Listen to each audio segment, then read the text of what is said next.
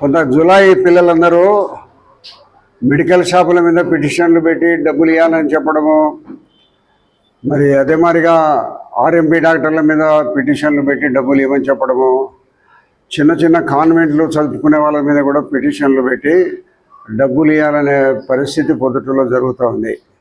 ఈ మాదిరిగా చాలా కాలం, ఒక 5-6 నెలల కాలం నుంచి జరుగుతుంది. ఆర్ఎంపీ డాక్టర్లు కూడా మా దగ్గరికి వచ్చి చెప్పడం జరిగింది. నేను దినం అయితే 80 మంది మెడికల్ షాపులలో అందరూ వచ్చి చెప్పినారు. అదే మాదిరిగా చిన్న చిన్న కాన్వెంట్ల మీద కూడా వాళ్ళు పిటిషన్లు పెట్టి డబ్బు ఇస్తే సరే, డబ్బులు ఇవ్వకపోతే పిటిషన్ పెడతాంటారు.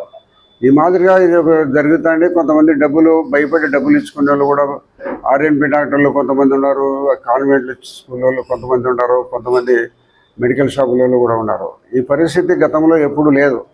ఈ మధ్యకాలంలో కొత్తగా ఒక 5-6 నెలల నుంచి ఇటువంటి పరిస్థితులు వచ్చినాయి. వీళ్ళందరూ కూడా వాళ్ళ ఫోన్లు చేసిన వాళ్ళందరికీ రాత్రి వచ్చింటే చెప్పిన ధైర్యంగా మీకు ఎవరైతే ఫోన్ చేసి డబ్బులు ఇవ్వని అడుగుతున్నారో, లేదు వాళ్ళ ఫోన్ నాకు వెంటనే చేయండి, లేదా సంబంధిత పోలీస్ స్టేషన్ కింద చేయండి అని చెప్పడం జరిగింది. వాళ్ళు ఏదో కొంచెం భయపడుతుంటే భయపడాల్సిన అవసరం లేదమ్మా, మీరు భయపడేటంత వరకు ఇదే పరిస్థితులు ఉంటాయని చెప్పడం జరిగింది. ఏఎస్పీ గారితో కూడా మాట్లాడినాను, విషయం చెప్పినాను.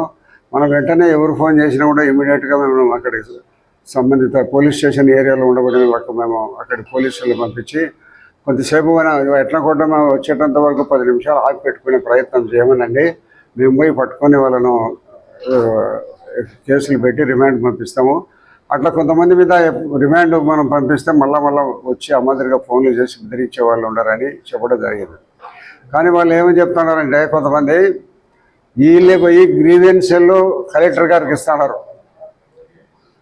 గ్రీవెన్సీలు ప్రతి మండలం సోమవారం జరిగే గ్రీవెన్సీల్లో కలెక్టర్ గారికి ఇస్తున్నారు. కలెక్టరు ఎండార్స్మెంట్ ఏదో కల్తీ రకం ఉన్నాయని అంటున్నాం, కానీ అది కల్తీ రకం అనేది కొంత తొందరగా ఎండార్స్మెంట్ వేసి పంపించడం జరుగుతుంది.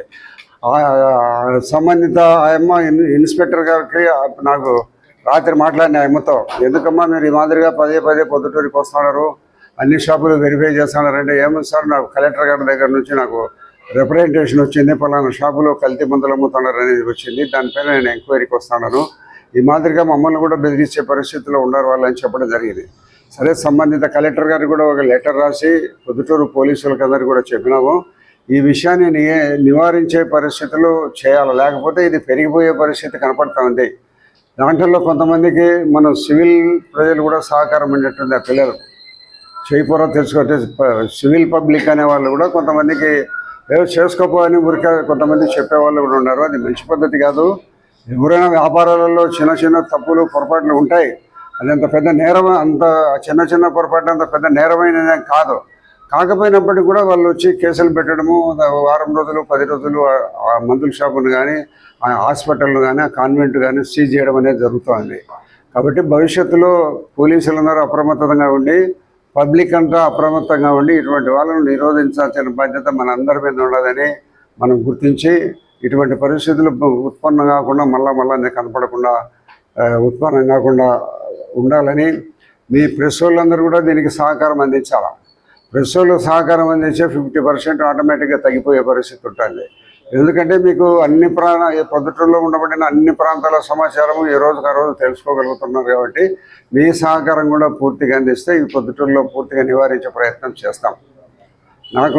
నాకైనా డైరెక్ట్గా ఫోన్ చేయమని చెప్పినా, నేను ఉంటే మనుషులను పంపిస్తాను, వెంటనే పోలీసు వాళ్ళని పంపిస్తాను. మీరు దయచేసి భయపడితే మనం ఏం చేయలేమా, ధైర్యంగా ఉండేందుకు ఏమైనా చేస్తామని చెప్పడం జరిగింది. కాబట్టి వాళ్ళందరూ సరే ఉంటామని చెప్పినారు, ఒక యూనిట్గా ఉండాలని చెప్పినాము. వాళ్ళకు కూడా ఒకటి చెప్పిన, ఒక మందుల షాపు అతనికి ఫోన్ చేసి అక్కడికి వస్తే వెంటనే మేము ఇతర మందుల షాపులలో ఫోన్ చేసి 4-5 అక్కడికి చేరుకున్నా, మీరు కూడా అతనికి బలం చేకూరుతుంది, అతను వచ్చినోడు నోరు ఎత్తకుండా పోతాడని చెప్పడం కూడా జరిగింది. మీరు ఐక్యతగా ఉండి ఒక్క షాపుకి వచ్చినా కూడా మీరు 5-6 షాపులకు చెప్తే వెంటనే వాళ్ళు అక్కడికి చేరుకుంటారు, వాడు భయపడి వెళ్ళిపోతాడని కూడా చెప్పడం జరిగింది. కాబట్టి ఇటువంటి పరిస్థితి ఎప్పుడూ ప్రొద్దుటూరులో లేదు. ఈ విషయంలో పోలీసులు అప్రమత్తంగా వ్యవహరించాలని వెంటనే సమాచారం అందిన వెంటనే ఆ మందుల షాపుకి కానీ, లేదా కాన్వెంట్ కానీ, లేదా ఈ ఆర్ఎన్పి డాక్టర్ల దగ్గరికి కానీ పోయి చేయడం జరిగింది. గతంలో ఆర్ఎన్పి డాక్టర్లను పొద్దుటూరులో 1-2 క్లోజ్ చేయించారు, ఈ మాదిరిగా డబ్బులు ఇవ్వకుండా ఉంటే.